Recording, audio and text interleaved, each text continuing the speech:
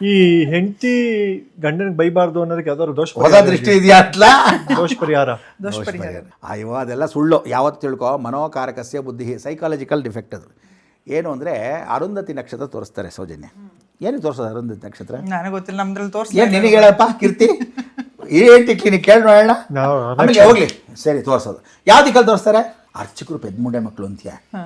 ಯಾವಾಗ ನೋಡು ದಕ್ಷಿಣಕ್ಕೆ ತೋರಿಸೋದು, ಪೂರ್ವಕ್ಕೆ ತೋರಿಸೋದು, ಬಿಸಿಲು ಜಾಸ್ತಿ ಈ ಕಡೆ ತೋರಿಸ್ಬಿಡೋಣ ಅಂತರದು, ಹಂಗೆಲ್ಲ ತೋರಿಸಂಗಿಲ್ಲ.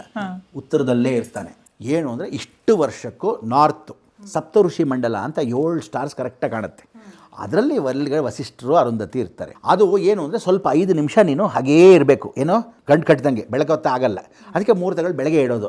ಇವ್ರು ಮಧ್ಯಾಹ್ನ ಇಟ್ಕೊಂಡು ಅಭಿಜಿನ್ ನಕ್ಷತ್ರಕ್ಕೆ ಹಿಂಗೆಲ್ಲಿ ಕಾಣ್ತೀವಿ, ಅಲ್ಲಿ ಕಾಣೋದೇ ಮಾಡೋದು. ಅಲ್ಲಿ ಏನು ಅಂದರೆ ಆ್ಯಕ್ಚುಲಿ ಟ್ವಿನ್ ಸ್ಟಾರ್ ಅಂತ. ಅದು ಹೆಂಗೆ ಅಂದರೆ ಸೆಂಟ್ರ್ ಗ್ರಾವಿಟೇಷನ್ ಮಾಡಿಕೊಂಡು ಒಂದರಿಂದ ಒಂದು ಸುತ್ತತ್ತೆ ಅಲ್ಲ, ಇಬ್ಬರು ಈಕ್ವಲ್ ಆಗಿ ಸುತ್ತುತ್ತೆ. ಅರುಂಧತಿನೂ ಸಮ, ಹೆಂಡತಿನೂ ಸಮ, ಗಂಡನೂ ಸಮ ಅಂತ.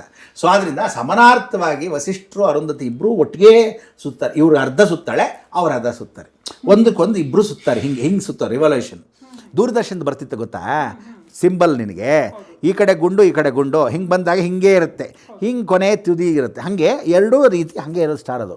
ಸೊ ಆ ರೀತಿ ಅದು ಸುತ್ತೋದ್ರಿಂದ ಅದು ಟೇಲ್ ಸಮೇತ ಅದನ್ನು ಅರುಂಧತಿ ನಕ್ಷತ್ರ ನೋಡಿ ಹೀಗಿರ್ಬೇಕು ನೀವು ಗಂಡ ಹೆಂಡ್ತಿ ಅಂತ ತೋರಿಸೋದು.